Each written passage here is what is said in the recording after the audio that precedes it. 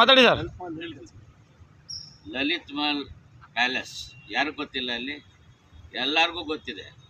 ವಿಶ್ವವಿಖ್ಯಾತವಾದ ಲಲಿತ್ ಮಹಲ್ ಪ್ಯಾಲೇಸ್ನಲ್ಲಿ ಎಷ್ಟೋ ಸಿನಿಮಾ ಶೂಟಿಂಗ್ಗಳು ಆಗಿದೆ. ನನ್ನ ಸಿನಿಮಾಗಳು ಕೂಡ ಆಗಿದೆ. ಯಾವುದ್ಯಾವುದು ಅಂತೀರಾ? ಸೂಪರ್ ಡೂಪರ್ ಹಿಟ್ ಯಜಮಾನ, ದಿಗ್ಗಜರು, ಸುಮಾರು ಸಿನಿಮಾಗಳು ಇಲ್ಲಿ. ತಮಿಳ್ ಪಿಕ್ಚರ್ಗಳು ರಜನಿಕಾಂತ್ ಸರ್ದು ಕೂಡ ಇಲ್ಲಾಗಿದೆ. ಹಿಂದಿ ಸಿನಿಮಾಗಳು ಆಗಿದೆ. ಇಲ್ಲಿ ನಮ್ಮ ಗಿರೀಶ್ ಅವರು ಇಲ್ಲಿ ಭಾಳ ವರ್ಷದಿಂದ ನಾನು ನೋಡ್ತಾ ಇದ್ದೀನಿ. ಅಚ್ಚ ಕನ್ನಡಿಗ ಒಂದೇ ಅಲ್ಲ, ಅಂದರೆ ಸ್ವಚ್ಛ ಕನ್ನಡಿಗ. ಅಚ್ಚವಾಗಿ ಮಾತಾಡ್ತಾರೆ ಕನ್ನಡ ಭಾಷೆಯನ್ನು. ನಾವು ಅಚ್ಚ ಕನ್ನಡ ಭಾಷೆಯನ್ನು ಕೇಳಬೇಕಾದ್ರೆ ಕುಂದಾಪುರಕ್ಕೆ ಹೋಗ್ಬೇಕಾಗಿತ್ತು. ಅವ್ರಿಗಿಂತ ನಾವು ಏನು ಕಡಿಮೆ ಇಲ್ಲ. ನಮ್ಮ ಮೈಸೂರು ಗಿರೀಶ್ ಅವರು ಅಚ್ಚ ಕನ್ನಡದಲ್ಲೇ ನನ್ನನ್ನು ವೆಲ್ಕಮ್ ಸ್ವಾಗತ ಕೋರಿದ್ರು. ಏನು ಮಾಡೋದು, ಇವತ್ತಿನ ದಿವಸ ನಾನು ಕನ್ನಡ ಮಾಧ್ಯಮದಲ್ಲೇ ಓದಿರೋದು. 5 ಸರಿ ಇಂಗ್ಲೀಷಲ್ಲಿ ಸಬ್ಜೆಕ್ಟಲ್ಲಿ ಫೇಲ್ ಆಗಿದ್ದೀನಿ. ಹೌದಲ್ಲ, ಅನುತ್ತೀರ್ಣನಾಗಿದ್ದೇನೆ.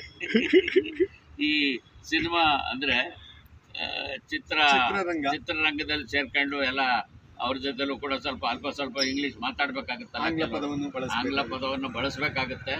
ಅಂದರೆ ಹೊರಗಿನಿಂದ ಬರುವಂಥ ಕಲಾವಿದರು ಇರ್ತಾರಲ್ಲ, ಅವ್ರ ಹತ್ರ ಅವರು ಕನ್ನಡ ಗೊತ್ತೇ ಇಲ್ಲ ಅವ್ರಿಗೆ.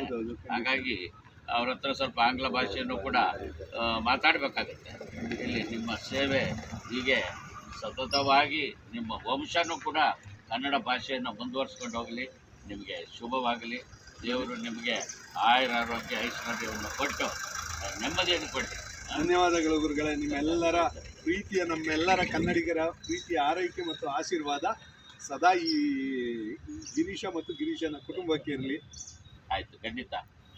ನೀವು ಚಾಲೆಂಜ್ ಪಿಕ್ಚರು ನೋಡಲೇಬೇಕು. ನೀವು ಯಾವತ್ತಾದರೂ ಇದೇ ಥರ ನಮ್ಮ ಟೈಗರ್ ಪ್ರಭಾಕರ್ ಅಣ್ಣವರು, ನಾನು, ಅಶೋಕ್ ಅವರು ಈ ಥರ ಮೀಸೆ ಬಿಟ್ಟಿದ್ದೀವಿ. ಸಿನಿಮಾ ನೋಡಿ, ಫುಲ್ ಕಾಮಿಡಿ ಪಿಕ್ಚರು. ಸ್ಟೋರಿನೂ ಅಷ್ಟೇ ಚೆನ್ನಾಗಿದೆ. ಏನು ಹೇಳಿ ಹೆಸರು? ಚಾಲೆಂಜ್ ಕನ್ನಡ. ಖಂಡಿತವಾಗ್ಲೂ ನೋಡ್ತೀನಿ ಗುರುಗಳೇ, ನೋಡ್ತೀನಿ, ವೀಕ್ಷಣೆ ಮಾಡ್ತೀನಿ. ಧನ್ಯವಾದಗಳು. ನಮ್ಮ ಪ್ರೀತಿಯ ಹಿತನುಡಿಗಳನ್ನು